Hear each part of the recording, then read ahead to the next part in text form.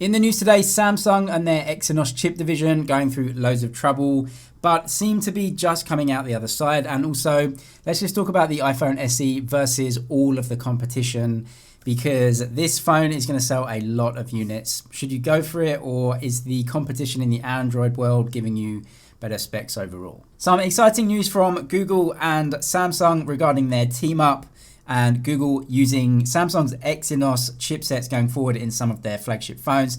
As we know, the Exynos division at Samsung has not had the best time of it recently.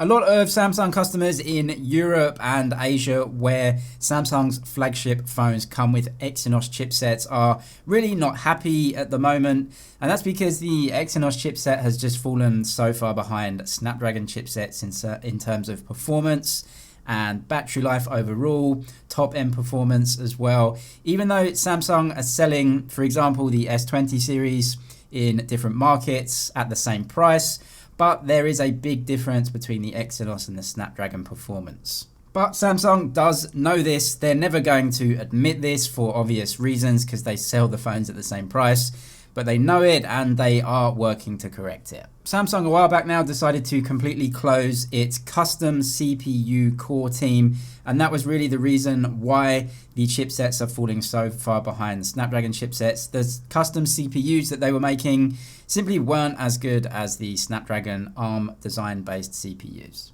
Actually, news from Android Authority has shown us that Samsung were actually working on 2 more years of Exynos custom chipset designs. Their team was called the Mongoose, or the chipset designs were called the Mongoose chips or the M chips. M5 designs are in the current Exynos chipsets, but they found people working on M6 and even M7 designs. Samsung are working on the next iteration of the Exynos, apparently coming on a 5nm node.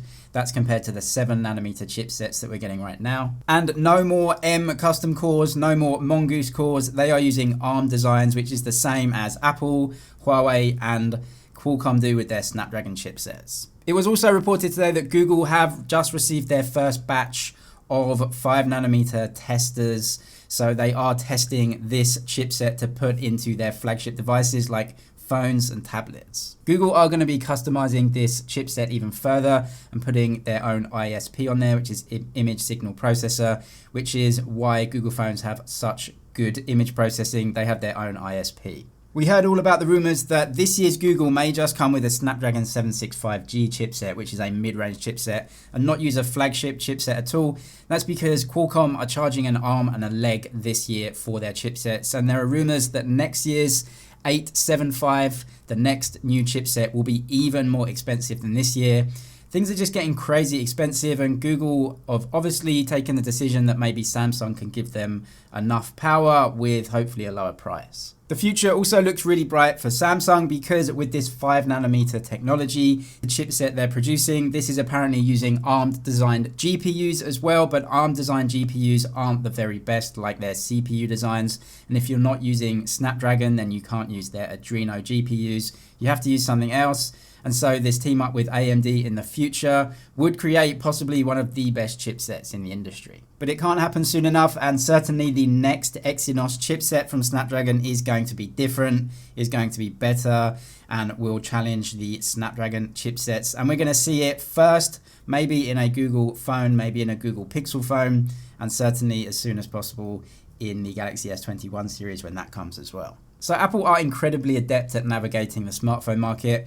This year, we are seeing unbelievably expensive flagship phones in the Android world, $1,000, $1,400 for the S20, and Apple comes out with a $400 smartphone. In terms of design, you're getting an iPhone 8, basically a 10-year-old design.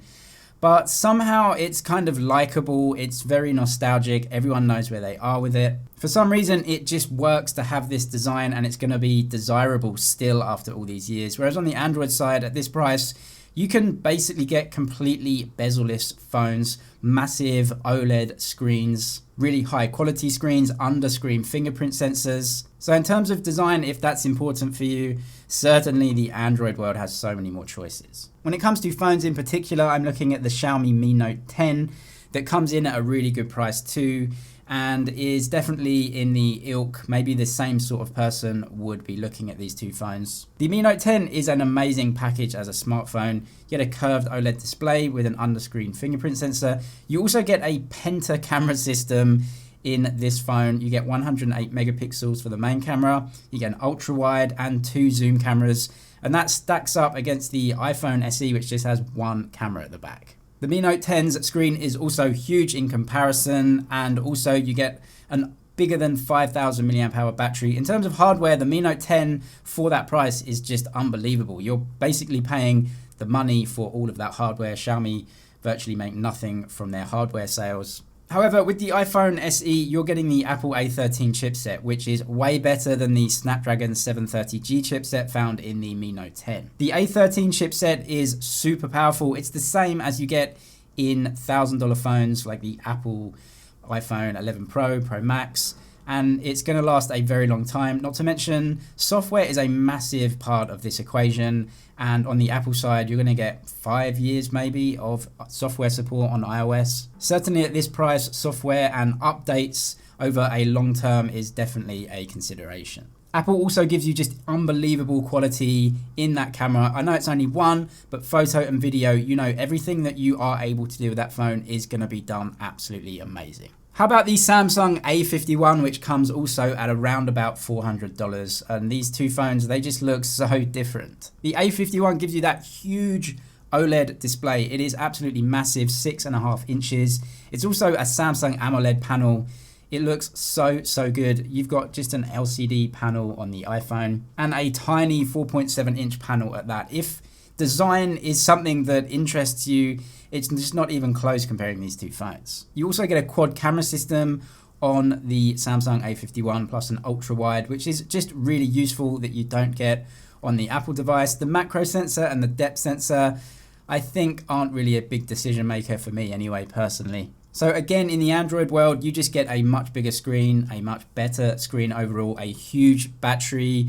But again, on the A51, you get an inferior chipset, like a mid-range chipset, compared to the A13, which is a flagship chipset in the very cheap iPhone SE. Apple say that the new iPhone SE has the best single camera system in a smartphone, which, yeah, I mean, there aren't many single camera systems anymore. And from what we know, it seems to be maybe the iPhone X's camera, not the iPhone XR's or the iPhone 11 series, but a slightly older camera. So it's still a very good sensor, but it's not the very best like you get in the more expensive Apple phones. There's also no night mode on there, and dynamic range probably isn't quite as good as the very expensive Apple phones like the iPhone 11 series.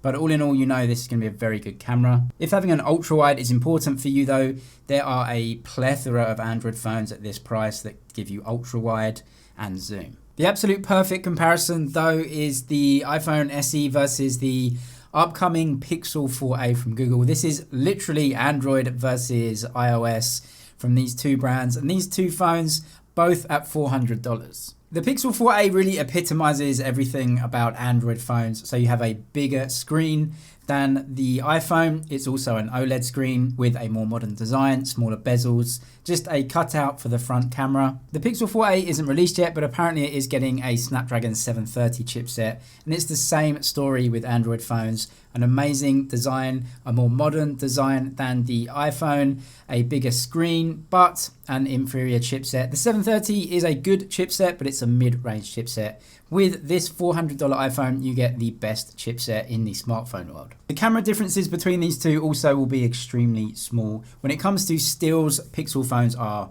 fantastic. When it comes to videos, that's where iPhones really excel. So which one you prefer out of those two?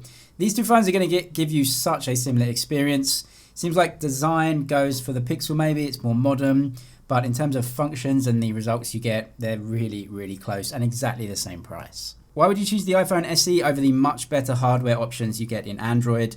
There's things that you can't get on any other phone, which is iOS, the App Store, which shouldn't be taken lightly. Also, if you just want to be an Apple customer, you want to be the Apple ecosystem, you want to get the App Store, you want to get other Apple products, you want to have FaceTime, you want to have iMessage, you want to have AirDrop, all of those things. The iPhone SE really is just a way to buy all of the amazing software and ecosystem from Apple and it's the cheapest way to do that. Whereas when you are buying an Android phone, you are really just buying that phone and having all the other options probably not provided by that company specifically. In terms of the physical hardware, there are a ton of phones that look better than the iPhone, but in terms of results from the camera and in video, there are very few that will go close to it for $400.